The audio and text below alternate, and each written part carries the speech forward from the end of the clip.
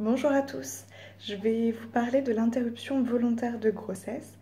Alors il y a beaucoup de choses à dire sur le sujet et il y aura sans doute plusieurs vidéos sur la question. Aujourd'hui, ce que j'avais vraiment envie de vous dire, c'est que les personnes qui vivent cette situation ont besoin qu'on les écoute.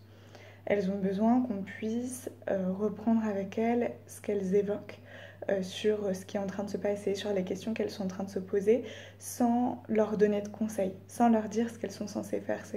C'est un moment qui est beaucoup trop intime pour que qui que ce soit puisse être légitime à dire à la personne ce qu'elle est censée faire.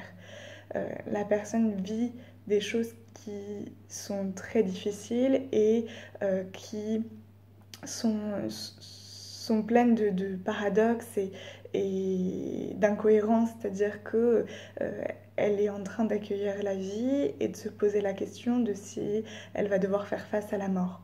Et donc, il y a plein de choses qui sont en train de se passer dans sa tête et dans son corps, et elle a surtout besoin qu'on écoute ce qu'elle a besoin de dire et qu'on soit présent, que ce soit de la part des professionnels ou de la part de l'entourage.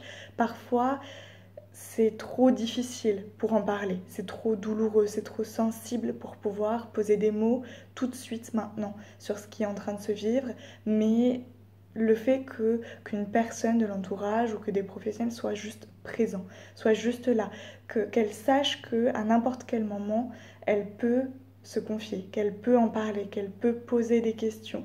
C'est ce qu'il y a de plus important et c'est ce que vous pouvez apporter de plus fort à cette personne.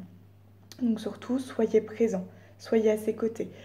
Entourez-la à chaque fois qu'elle en a besoin, accompagnez-la si elle a besoin au rendez-vous et écoutez ce qu'elle a besoin de dire. C'est vraiment ce qui est le plus important pour cette personne à ce moment-là. Et surtout, ne jugez pas, qu'importe les choix.